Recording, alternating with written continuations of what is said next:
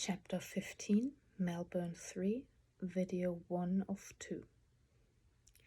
The Australian Open, a prestigious tennis tournament, was taking place, so Melbourne and all its available accommodations were packed to the brim.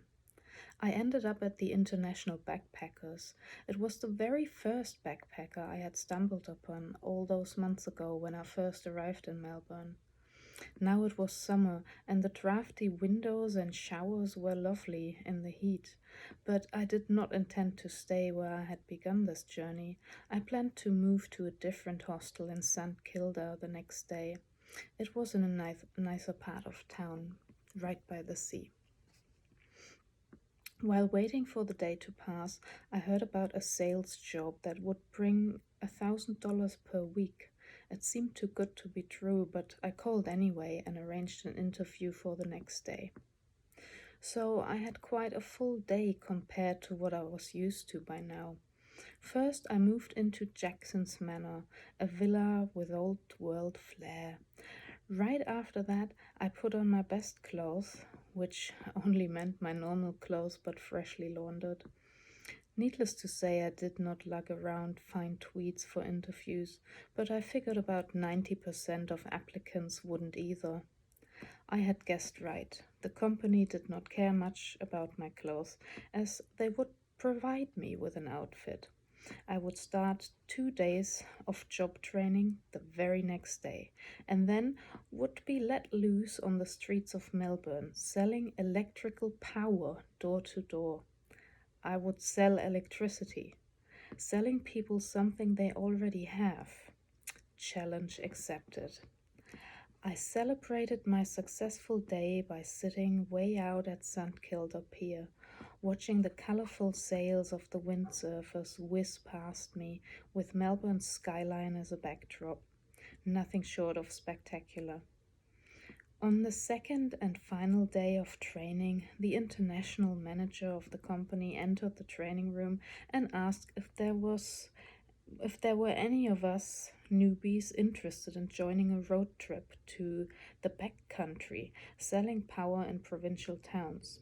It would start next week, and the accommodation would be free and paid for by the company. Free lodging and the opportunity to earn money, this was a no-brainer for me, so I was in. I just had to pass the weekend in my 10-bed dorm at the beautiful Jackson Manor, which I shared with 9 of the cheapest girls I would ever meet. They started the day with a can of beer. Each of them had 4 pairs of high heels, 1 pink, 1 purple, 1 with outrageous flower pattern, and 1 black. Every night, they had a hard time deciding which of their 30 tacky tops would go with the bottoms they always wore, too tight shorts or skirts that barely covered their underpants. Then their faces would be plastered with makeup, so much so that their facial features were barely visible. Once the pink eyeshadow that clashed with the green top and non-matching shorts had been applied, they staggered out, feeling sexy. They'd come back in the early hours of the next morning, drunk, flopping onto their beds without changing, let alone washing themselves. On top of this, the horrible room was mouse-infested. It was mouse paradise. The 9 girls were so sloppy that they'd not only leave their dirty wash all over the floor, but plates of half-eaten food were scattered everywhere as well. Just imagine the smell of the room. I could not wait to get out of there. Before heading off to the working road trip, I called Elke. We met for a coffee. She showed me the house we were to share, and I left my belongings in my new room, ready for my return. It was an exciting thought to have a room all to myself. I packed a small backpack and went off. At 9 a.m., right on time, I found myself at the office, pumped with excitement and motivation. Waiting around put a damper on my enthusiasm. We were split into groups, each with a different team leader. Team leaders made ID cards for each of us as we stood around aimlessly until 11 a.m. Finally, we departed to Benalla. where we arrived around 4 p.m.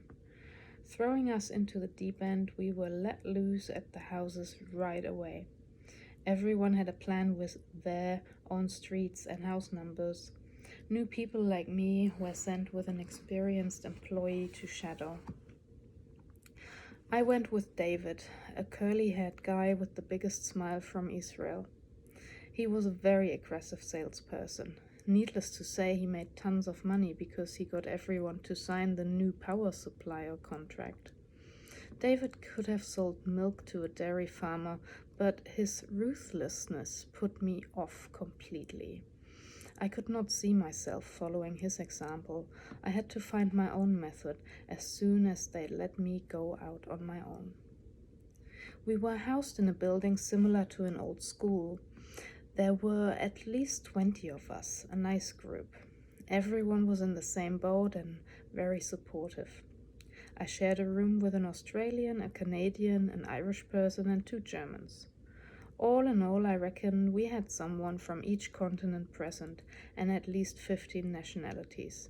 I loved that. We had our meals on a huge wooden table in the yard.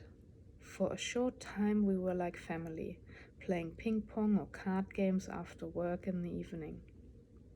On my first day, I made 7 sales. Not bad at all. With every house, I lost some of my reservations and gained confidence speaking English. It got easier and easier. People in Australia were so friendly. If I imagined door sales in Germany, where people pretend not to be home or shout at you at the door, this was a contrast that I welcomed. I made 12 sales on my second day. It seemed like I had a talent for this kind of work. One woman tried to teach me Australian slang for half an hour, but wasn't very successful, so we closed the deal and I was on my way. I didn't need to be aggressive like David. I just needed to be me. He wasn't only aggressive in sales, he pursued girls the same way. Annoyingly, he chose me. So in my spare time, I was busy fending him off. I had no interest in any romantic or sexual encounters, as I was quite faithful to Alex back home, stubbornly so. Benalla was the picture of a perfect small town, sleepy, beautiful along a river, rural. None of the others agreed with me, but this was my kind of town. I am not made for cities. The week continued to be successful until the last day, which was a bust. The first door I knocked on belonged to an older gentleman in his 70s. He opened teary-eyed. I could not help asking what had been the matter. His wife had just passed away and he was in a bad state. I'm not the type of person to just leave someone so clearly in need of company, especially someone whom I just asked what was wrong. I felt this gentleman was my responsibility for the day. I happily spent it with him, making tea, letting him talk about his beloved wife, sitting in an armchair opposite, just listening. I never mentioned the power contract at all, and late in the evening I left him in a much improved state of mind, with no sales for the day. It was one of those times when you just have to forget about the plan you had, the money you needed to earn, the things you wanted to achieve. This was a day to be a decent human being. Some days you are just meant to be there and serve someone in need by whatever means you have at your disposal. We were headed back to Melbourne that night. I felt it was too late to call Elke, so I stayed with the Irish co-workers for a night. I would move into Elke's place the next day after work. Of course, we overslept and had to rush out with no breakfast so we could make it to the office on time. There was no being late, because that would mean missing our rides to the neighborhoods we were supposed to cover for the day. We were taking to a re-knock area, which meant that another team had been through a couple of weeks ago. That, of course, was horrible. People knew what was coming and were unwilling to engage with us. It was the first time I encountered the grumpiness and hostile attitude I had been expecting all along. I decided that weekend that I'd go to watch the Australian Open. I should mention that I'm not a sports fan, but I have to take an opportunity when it presents itself. Maybe it would be amazing.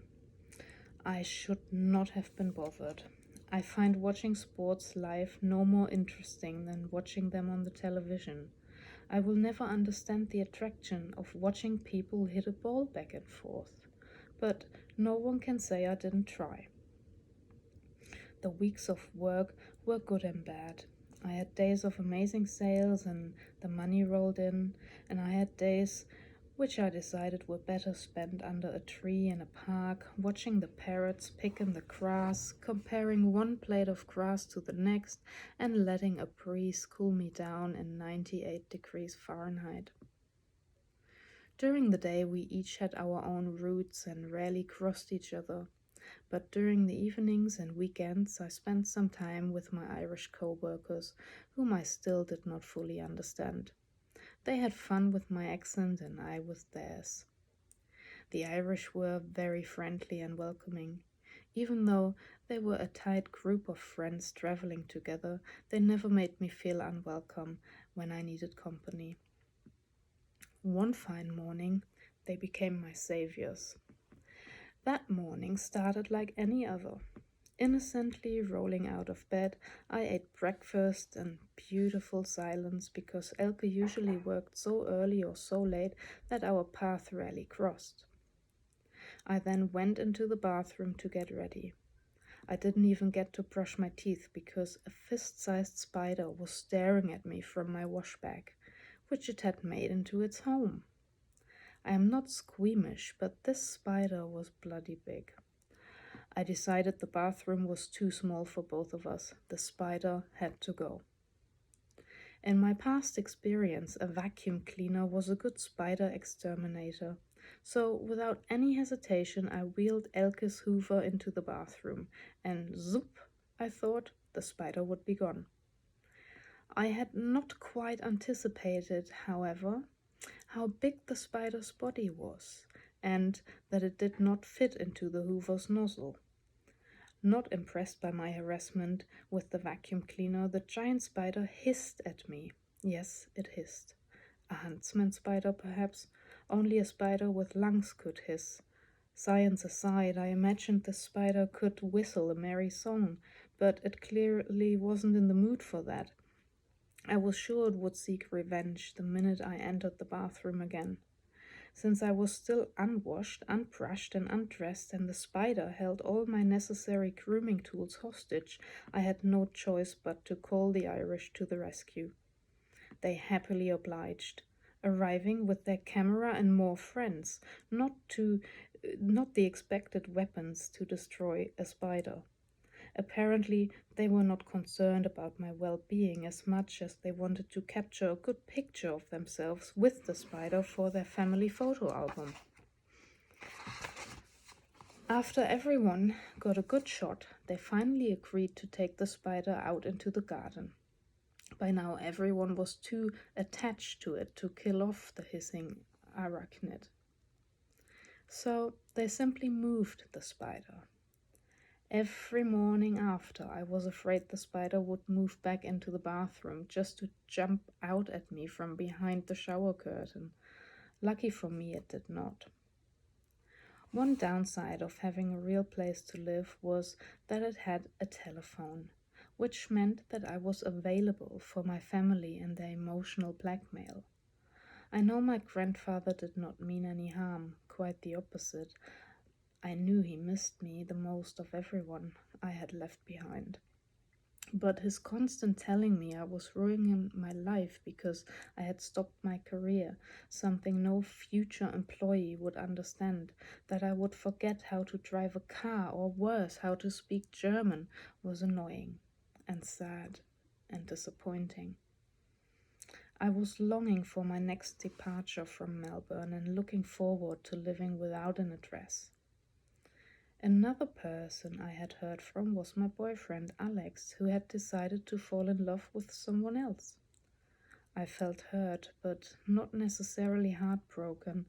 I was angry about the betrayal, but I guess he could have said the same about my interest in Australia. We were both occupied with other things, not each other. And that wasn't what I was here for. To be honest, he had been an obstacle all along. I just needed to realize that. But for the time being, I felt hurt, no more and no less. Valentine's Day came and went, and I received a card. Not from Alex, of course, but from Jerry. Jerry was a customer. I had sold a new electricity contract to him and his brother, who lived together in Bayswater. When I walked their neighborhood, both of their heads were stuck under the hood of the car, screwing screws and talking about nuts and bolts and oil and wires and car stuff. Both were wearing identical blue overalls, covered in dirt. When I greeted them, Jerry was the one who bumped his head, backing out of the car's insides, and the one signing the contract and asking me out. I declined, but he must have taken quite a shine to me as he found out my whereabouts and my phone number through my work. Numerous phone calls followed, half of which I did not answer. This poor boy, I really wasn't interested, and thought I had been quite clear about it, but he wouldn't have any of it. Some of Elke's friends arrived, and we had to share a key while they stayed with us. Whoever left the house last was to deposit the key in the outside of the meter box. After a night out in town with the Irish fellows, I arrived at the house late and tired. I knew Elke and her friends were out too, so I rummaged in the meter box but found no key. I started walking around the house, but no door or window was open. It was during the early morning hours. Tired of waiting for someone to show up, I broke in. This was my second time breaking in somewhere, or was it the third? Shockingly, I became quite the expert. Inside, I found Elke and her friends asleep. One of my favorite neighborhoods to work was Frankston. It was right by the sea and beautiful.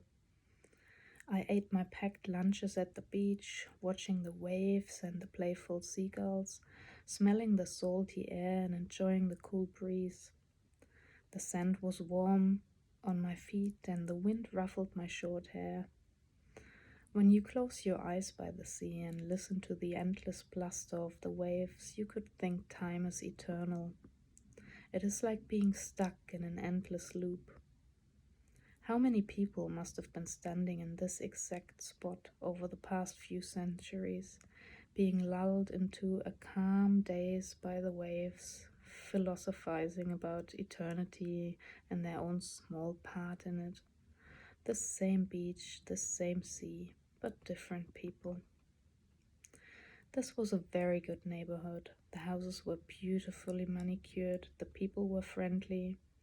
As I walked along on one part of the street, people from houses way down the road showed up, bringing me lemonade, water, snacks, and said they were looking forward to talking with me later.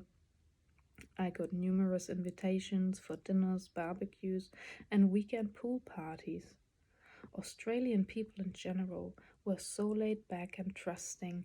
They greeted me like a long-lost relative. It was astonishing to me and lovely too. My birthday came up, the first one I would celebrate in summer. It was as strange as celebrating Christmas in the heat. Elke had organized a barbecue for me with all her friends and my Irish ones.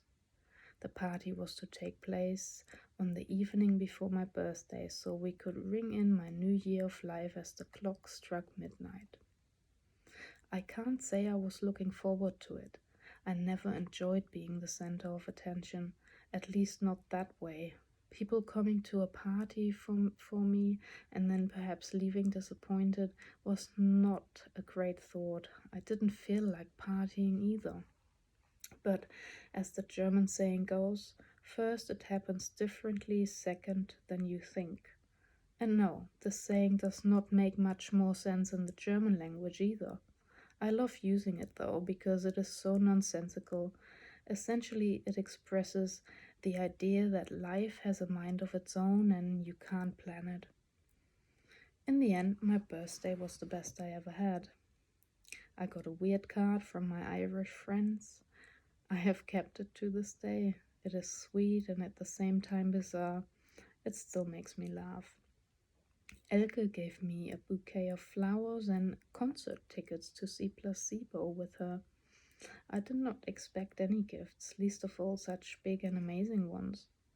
But the best present was that everyone had a fantastic time, including me. We had so much fun together, sitting around the fire underneath a star-filled sky, singing and laughing. It was one of the most carefree nights I can remember. We sang until dawn, then we went straight to work, tired but in good spirits. And, in the case of my Irish friends, full of spirits, the alcoholic kind. I was surprised they could stand, let alone walk, but they did. I had a trainee that day. Apparently, I was now good enough at power selling that I was supposed to train someone else. So I did. This whole having a steady job and place to live situation was beginning to choke me. It was the last thing I wanted. So I made calculations as to how much longer I needed to work before I could start moving again, being wild and free, roaming aimlessly. That was the goal. Some colleagues who also started as backpackers now had real apartments, thought about climbing the career ladder, and talked about nothing but power tariffs and sales strategies. They were really in it. I was not. I did not take this work seriously. I did not work as hard as I could have. I used our sales routes for sightseeing, for relaxing beach strolls, and engaging in conversations with strangers. A few days after my birthday, I finally gave in to Jerry. He wasn't going to give up, so I decided that if I met him in person and made my intentions clear, namely that I had no intentions, then he would finally give up. He picked me up at Elke's. It was like in an American movie when a guy picks up a girl for the prom. He wore a suit, he had flowers, and he was so nervous. I felt absolutely terrible for him. He took me on a romantic river cruise on the Jarrah River through Melbourne. It was really beautiful, and he had clearly put a lot of effort into this date, but I did not like him, and more important, I did not want to like him. I was still hurt that Alex had broken up with me. Even though he wasn't the one, my pride was bruised. I could not believe that I couldn't sustain a long-distance relationship. I felt like something was wrong with me, like I wasn't amazing enough to have Alex pining after me for a year. I kind of wished his life would stop and he would sit at home teary-eyed waiting for my return. But again, life. First, it happens differently, second, than you think. And who can blame Alex? In hindsight, I can't. I thought I did, and I decided to be sad. Just a little, not too much. I would deal with my feelings about this after I returned to Germany. I had no time to waste in Australia. But I would keep my stubborn faithfulness to him for whatever crazy reason. At least my travels weren't distracted by such things as falling in love or sexual conquests of any kind. So the last thing on my mind was to drown my disappointment and my self-pity by starting a loveless affair, least of all when the other person involved clearly had deeper feelings. I was okay on my own. I enjoyed my own company and did not need anyone else. I was whole, or at least I wasn't expecting anyone else to make me whole or happy. Happiness comes from within. The only person that can make you happy is yourself. If you haven't got it, no one can fill that void. But it is a feeling one can learn, just like riding a bike. There may be someone holding on to that bike when you're starting to learn, but you have to pedal all on your own. I tried to tell Jerry that there was no chance this would grow into something more. It was as if he did not hear me. He lived in this romantic illusion that I would come around. Heck, he even took a photo of me that he wanted to send to his mother. After he did this very odd thing, I told him I had to go home and wash my work clothes for the next day. I was never good at making excuses. This was clearly the worst excuse I had ever come up with to get out of a date, but Jerry believed me. He drove me home like a true gentleman he was. I planned not to answer any of his calls again, as reasoning with him face to face had obviously failed. Australian people were amazing. Throughout my entire door-to-door sales career, I didn't have a single really bad experience. Everyone was at least curious. Most people were even excited, and some people I will remember forever.